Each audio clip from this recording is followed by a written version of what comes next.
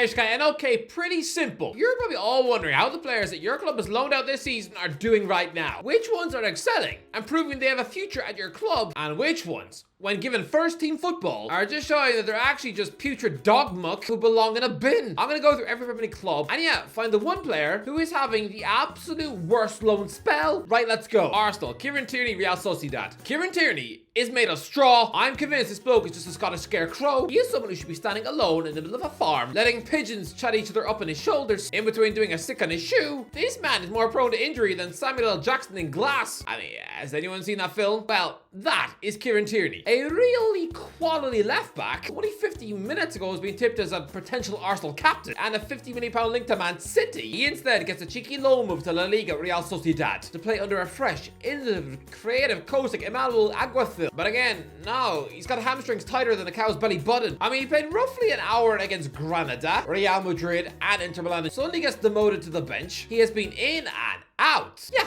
Another hamstring injury happens, probably from something really innocuous, like snapping at whilst making a sandwich for his mum. He can still turn it around, but I genuinely think he's now second fiddle to Ian Munoz, who has all the clout and star appeal of a bruised foot. Aston Villa, Philippe Coutinho, Aldo Heil. Lads, I'll be honest, I had forgotten that Philippe Coutinho was out on loan. I thought he was just some unwanted toe rag on the Aston Villa bench, wishing he could turn back time to 2017 and just stay at Liverpool for life. To think this man once cost over £120 million, and he's now rotting away in Qatar for Aldo Heil. He really just has given up on his Brazil career. I mean, Carlo Ancelotti's going to take that gig next season. Do you really think he's going to be monitoring some human potato in the Qatari desert? No, Phil might as well have just signed a contract to play with a bunch of aliens on Mars, just not making aliens 6 times a match. Look, it is very early doors, but he's played 8 games, scored 3 goals, but I mean, 3 consecutive defeats in the Asian Champions League. Helplessly watching his teammates get violated by Cristiano Ronaldo. Sure, he probably stole a selfie with CR7 in the locker room. And yeah, probably reunited with Sadio Mane over a glass of Lucozade. They probably even FaceTime Mo Salah together, who probably just straight up laughed in their faces for agreeing to lower themselves to play in a competition where most of the teams would probably get beat at Wrexham. Yeah, it's not been great for Phil. Bournemouth, Jadon Anthony, Leeds United. I can't be the only one who's surprised that Jadon Anthony joined Leeds United on loan this summer, considering he's a promising ex-Arsenal Academy graduate winger who's been with Bournemouth for 7 years and actually looked semi-decent last season. A quality left winger with an eye for goal. But now, he's been immediately replaced by Patrick Kluivert's fancy son, and he's gone to Ellen Road, and it's all been a bit meh. On paper, he should have thrived under Daniel Farke's free-flowing style of football, but he can barely get in the team. He's had 2 starts, one of them a damp, limp 1-0 loss at Stoke. He scored against Watford, but that's his only goal in 17 matches. That is not great. I guess Man United aren't the only one with a frustrating Anthony on the wing. I hope this one treats his girlfriend better. Brentford, nobody. Aaron Ramsdale's daddy would probably sacrifice his own tongue if it meant David Araya was the answer for Brentford in this video. But no, the worst performing B out on loan, none of them. Actually, I don't want to be unfair. All their players are being loaned out. The likes of Paris Maghoma, Ryan Trevitt, they're all actually doing pretty well. Next, Brighton, Carl Rushworth, Swansea City. Yeah, here we got 22-year-old England under-21 international goalkeeper Carl Rushworth. He got himself a loan move to Swansea to play in goal, and so far has conceded 24 goals in 18 league games for a team squandering near the relegation zone to League One. Yeah, I don't think Brighton are going to be keeping this guy. Burnley, Ashley Barnes, Norwich City. Look, maybe I am being harsh, considering Ashley Barnes isn't really known for scoring goals anymore. Not ever since that nutty January transfer window in 2018, when Chelsea showed an interest, and he's clearly had stage fright ever since. Yeah, relax, Ashley. I don't think they're interested anymore. I mean, I think Mauricio Pochettino would sooner eat his own daughter in a stew. But yeah, this ex-Austria under-20 international is now 34, so I don't want to be too mean, but he's barely played. Scored a couple of goals for a seriously struggling Norwich. They'd have been aiming for promotion. They're not going to achieve it. And so far, this guy seems like a waste of time. Chelsea, David Datro Fofana, Union Berlin. Considering Chelsea have had a bit of a centre-forward crisis so far this season, the fans are probably bemused to see this exciting young 20-year-old Ivory Coast international centre-forward David Datro Fofana just loaned to Union Berlin, instead of Pochettino giving him a proper chance on the pitch. Like Armando Broja. Lads, Romelu Lukaku is a man who used to be exiled regularly on loan from Chelsea. I mean, what am I saying? Used to be. He's on loan from Chelsea now. He's had 4 different loan spells away from Stamford Bridge, scoring 17 for West Brom, 16 for Everton, 14 for Inter Milan, and so far 9 in 15 games for Roma. This is probably going to be the best loan season of his career. But Fofana, by contrast, he's been totally hopeless. This is his big chance to impress, and what? 1 goal in 16 games. Weirdly, That was in the Champions League versus Napoli. Fine, that was good, but absolutely nothing in the Bundesliga. Not only did he not score, but he went on a run of 8 defeats in a row. Berlin are in the Champions League and are sitting at the bottom of the Bundesliga, and with Fofana showing utterly zero confidence. Man is still waiting to score his first league goal outside of Norway. And don't forget, his debut season at Molde was 0 goals in 18 matches. So really, if he's not careful, this could be the 3rd season of his career where he has failed to net a single league goal. That would be 75% of his career, and he cost Chelsea over 20 million quid. Does someone want to explain to me how that was possible? Crystal Palace, Luke Plange, Carlisle United. Yeah, I don't want to be mean, but Crystal Palace forward Luke Plange, Aussie. Plange? Sounds like something Phoebe Buffet thinks belongs on a plane. He's already failed to really score much goals on loan at Derby County, Molenbeek, Lincoln City, and now Carlisle. 2 goals in 18 League One games. It's a bit grim, isn't it? Everton, Mason Holgate, Southampton. This loan failure is incredible to watch. Lads, it only feels like 10 minutes ago that Mason Holgate was an Everton regular in defence. He's only 1 game shy of 150 appearances for the Toffees. In an era where they were chucking around cash like Monopoly money, you'd have thought him joining Southampton on loan in the Championship, that at 27 he would absolutely dominate this league, looking like a complete centre-back powerhouse king, pocketing strikers every other week. Instead, he's roddled on the bench. He made his debut where he was hauled off in a 5-0 loss at Sunderland. Yeah, if there's one game where you should not be humiliated in as a Southampton player, it is when you drag your fans the length of England all the way up to the windy and cold northeast of England. It is not acceptable or forgivable to then perform like a hungover goblin when your fans have spent 17 hours sitting on a bus that stinks of wee. I mean, it was the same for Sunderland fans when they travelled to Southampton once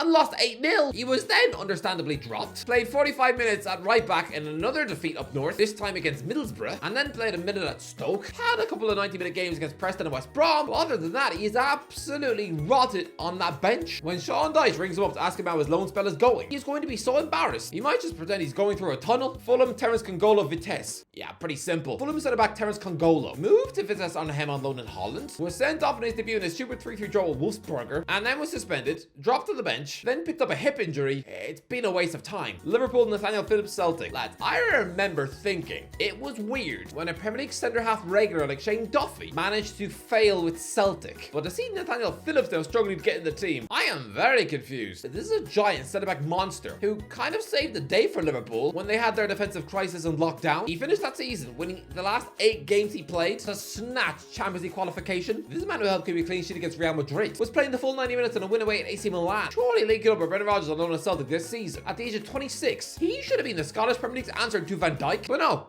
He can't get in the team. He's only played the full 90 minutes once in a win over St. Mirren. And yeah, I spent 7 games rotting on the bench. Even when his teammates were conceding 6 at Atletico Madrid, he still can't get in the side. Both USA centre-back Cameron Carter-Vickers and rising Ireland centre-half Liam Scales are keeping this fella stapled to that bench. It's mad. When Phillips was replacing Van Dijk at Anfield, Scales, only a year younger than Phillips, was playing for Shamrock Rovers. It's a bit embarrassing for Nat. Luton Town, Arabim Peppel, Bromley. Hands up. Who has heard of Arabim Peppel? Anyone? Is there a legit single person out there who knows who he is? He is a 20-year-old Luton Town forward, born on Christmas Day, but is the furthest thing from the second coming, a Getafe Academy product, despite being born in Northampton. And yeah, he's on loan from Luton and Bromley in the conference, and he can't get in the team. Ouch! Man City, James McAtee, Sheffield United. Look, I am well aware the young midfield talent James McAtee was brilliant on loan to Sheffield United last season, but Pep Guardiola must surely regret sending him alone to the Blades. This is a child who sat on the bench for the treble winners in the UEFA Super Cup final and the Community Shield in August. He even played a minute for Man City against Burnley on the opening day. What has happened since has been brutal, just having his confidence utterly trodden on as the Blades lose every single week. Honestly, he went on a sequence of 6 defeats in a row, one of them being 8-0 at home. This is supposed to be the next Phil Foden, right? And yeah, he's playing for a team who surrender possession, who have all the fight and backbone of a paraplegic kid, and for a kid who's been at Man City since 2013. Seeing the likes of Rico Lewis blending into the Man City team with ease while he's about to get relegated, this cannot be an enjoyable experience. Man United, Mason Greenwood, Getafe. Yeah, this is the one that must not be named. I feel a little bit queasy even talking about this guy, because he is a bit like the Voldemort of the sport. But yeah, Manchester United fans, do you care how your boy Wonder is doing over there in Spain? In my eyes, he looks insanely average. Don't forget the levels of extreme hype Greenwood had at Old Trafford. So far in La Liga, 2 goals in 10 matches. 2 league goals? By contrast, Newcastle and Stoke flop Hozolu has already scored 5 for Real Madrid. It's not exactly a division with rock-solid defenses. I mean, Greenwood and Bellingham have the same levels of talent. Bellingham is hunting down the golden boot.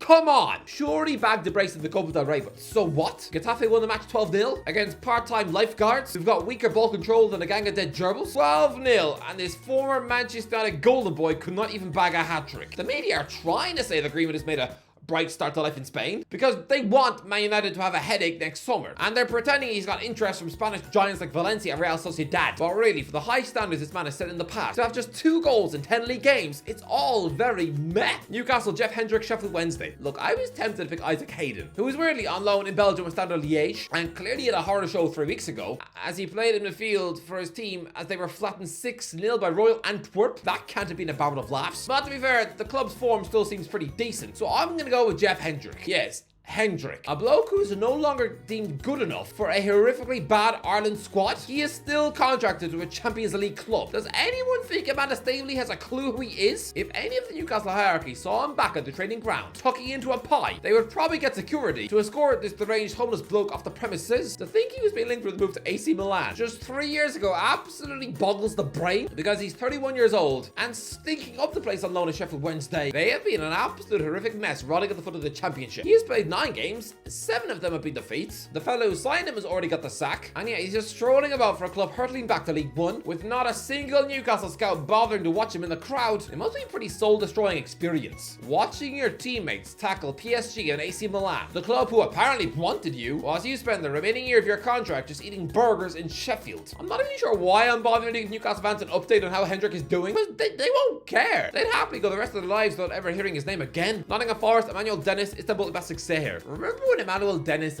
actually finished a season with 10 Premier League goals for Watford? He clearly got the Odi and the Gallo curse after that, because he's chosen to do absolutely nothing since. Out on loan at Istanbul Basaksehir in the Turkish league, he should be scoring goals every week. But now, again, like a Gallo, another Nigerian forward who's just melted after everyone began to think he was good. 0 goals in 8 games so far. To be fair, he has been playing on the wing, not up front, but yeah, it doesn't look great. Sheffield United, nobody. Sheffield United have not actually loaned anyone out, which is a bit weird, but next, Tottenham, Sergio Reguilon, Man United. I'm as shocked as anyone at how quickly Sergio Reguilon's career has flipped upside down. 3 years ago, Spanish international left-back Reguilon looked like one of Tottenham's best players, absolutely excelling under Jose Mourinho. He was linked with a return to Real Madrid. Jamie Redknapp was prepared to die on television to force Roy Keane to admit how good he was. So to see him now at 26, being what, a third-choice Man United left-back? It's a bit odd. People haven't talked about it much, but he's been pretty grim. He's played 7 times, in which they conceded 4 goals at Bayern Munich, 3 goals apiece in home defeats to Brighton and Man City. I guess he helped keep clean sheets and narrow 1-0 wins over Burnley, Luton and Copenhagen, but I'm pretty sure that's his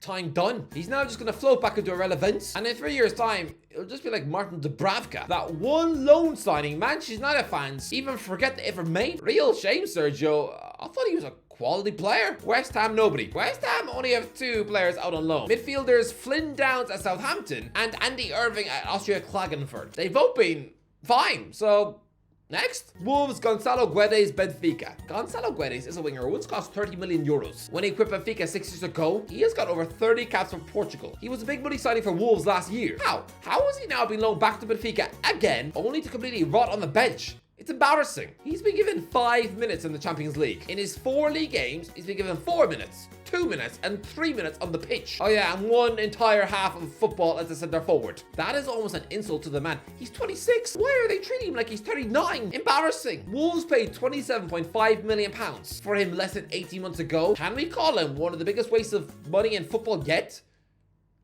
Horrible. Anyway, that's it. What do you think? Let me know in the comments. What do you think? Who's been flopping? I don't know. Let me know in the comments. If you enjoyed the video, don't forget to give a like, share, subscribe. As always, I'll talk to you in a while.